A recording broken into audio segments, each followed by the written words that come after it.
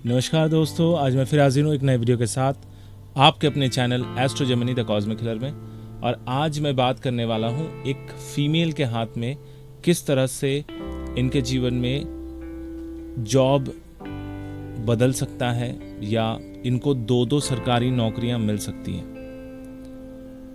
इनके life line को अगर अच्छे से देखें तो इस प्रकार से बृहस्पति पर्वत से निकलते हुए ये रेखा बिल्कुल नीचे तक यहाँ पर आके दो भागों में बट जा रही है। एक शाखा ऐसे जा रही है, दूसरी शाखा वहीं से निकलते हुए पैरेलल होते हुए ये भी यहाँ तक जा रही है। तो इनकी आयु जो है वो लगभग 70 से 75 साल के बीच का बन रहा है, जिसमें उनको 50 से 55 वर्ष की आयु से हेल्थ इश्यूज आने की संभावना है।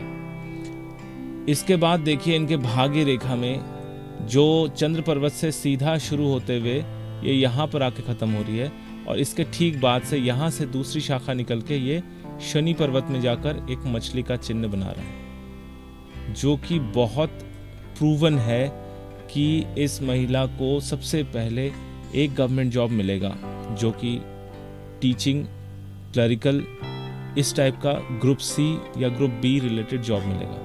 क्योंकि इनके सूर्य की रेखा देखिए बहुत ही सुंदर प्रबल बनी हुई है और उसमें से भी एक शाखा निकल के सूर्य पर्वत और शनि पर्वत के बीच में जा रही है। यानी कि ये महिला जो है जिस तरह से अपने स्टूडेंट करियर में इनका अच्छा रिजल्ट हुआ है, वो जितने भी कम्पिटिटिव एग्जाम देंगी उसमें भी इनका काफ़ी अच्छा रिजल्ट रहेगा। इनके जो मस्तिष्क रेखा को अगर देखें तो वो कुछ बृहस्पति पर्वत से निकल के इस तरह से आते हुए स्ट्रेट आकर मंगल पर्वत और चंद्र पर्वत के बीच में खत्म हो रही है, यहाँ से एक दूसरे भाग में स्प्लिट हो रही है। तो जो बुद्धि की रेखा या मस्तिष्क की रेखा है वो भी बहुत प्रबल बनी हुई है। तो यहाँ पर 3 इंडिकेशन है। पहला इंडिकेशन ये देखिए कि इनकी जो भाग्य रेखा है वो मस्तिष्क रेखा के नीचे खत्म हो गई है, ठीक है। उसके बाद दूसरी भाग्य रेखा मस्तिष्क रेखा के ऊपर से शुरू हो रही है और एग्जैक्टली जहाँ पर ये कट हो रहा है वहाँ पर एक रेखा इस तरह से भाग्य रेखा को काट रहा है। तो यानी कि ये खुद ही किसी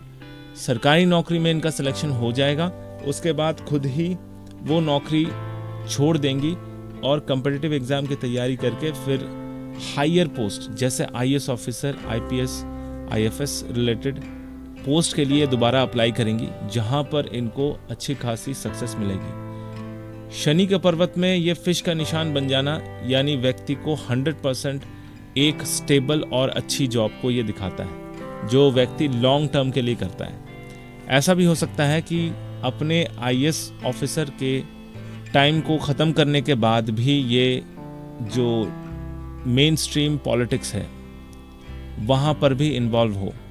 इनके हाथ में गवर्नमेंट जॉब के साथ साथ नेम फेम वाला भी कंडीशन बना हुआ है। एक रेखा हृदय रेखा से इस तरह से निकलते हुए जाके बृहस्पति पर्वत में खत्म हो रही है और मस्तिष्क रेखा अगर हृदय रेखा से निकल के मंगल और चंद्र के बीच में खत्म होती हो तो ऐसा व्यक्ति प्रखर बुद्धि वाला होता है। इनके पास नॉलेज के साथ साथ अपने नॉलेज का इस्तेमाल कैसे करना है, उसका व्यवहार कैसा करना है, ये भी अच्छे तरीके से पता होता है। बहुत रेयर केसेस में आपको दिखेगा कि मस्तिष्क रेखा बिल्कुल बृहस्पति पर्वत से ही निकल रहा हो। तो एक तरह से इस हाथ में काफ़ी सारे शुभ चिन्ह हैं और इस शुभ चिन्ह की वजह से व्यक्ति को तरक्की मिलेगी। एक सबसे ज़्यादा नेगेटिव पॉइंट बन रहा है वो है यहाँ पर, यानी सूर्य पर्वत या सूर्य की उंगली में एक तिल का बनना। सूर्य की उंगली में जब भी कभी तिल बने तो व्यक्ति को अपयश देता है, या सूर्य के पर्वत में कभी तिल बने तो व्यक्ति को अपयश देता है।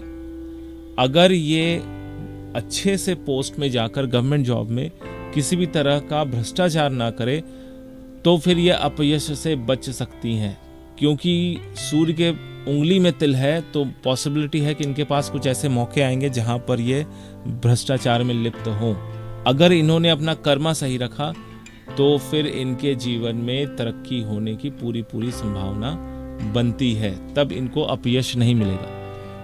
इनको अपयश मिलने का सबसे बड़ा रीज़न ये होगा कि ये किसी ऐसे डॉक्यूमेंट में साइन कर देंगी जिस वजह से इनका वो प्रोजेक्ट या वो काम किसी भी तरह से भ्रष्टाचार के वजह से केस में आएगा, यानी कोर्ट केस में आएगा और वहाँ पर इनका नाम खराब हो सकता है because of the sign signature. तो ये समझ लीजिए कि अगर ये व्यक्ति हर एक पेपर को अच्छे से समझ के पढ़े और सिग्नेचर करे तो फिर इनको अपयश होने की संभावना कम होती है। तो आप भी देखिए कि आपके हाथ में इस तरह की कोई भी संरचना बनती है कि नहीं, कोई भी रेखा तिल वगैरह बनता है कि नहीं। अगर बनेगा तो इस तरह के रिजल्ट्स आपको मिलेंगे। अगर आप अपने लिए पर्सनल रीडिंग चाहते हैं तो नीचे दिए गए व्हाट्सएप नंबर पे आप कांटेक्ट कीजिए, मैसेज डालिए और अपने हाथ का एक फ़ोटो, दोनों हाथों का फ़ोटो भेजकर हस्तरेखा का विश्लेषण करवा सकते हैं। आपको मेरा वीडियो कैसा लगा कमेंट करके ज़रूर बताइए। अगर अच्छा लगा तो लाइक कीजिए, दोस्तों के साथ शेयर कीजिए। अगर आप मेरे चैनल पर नए हैं तो सब्सक्राइब करना बिल्कुल ना भूलें। मेरा ये वीडियो देखने के लिए आपका बहुत बहुत धन्यवाद।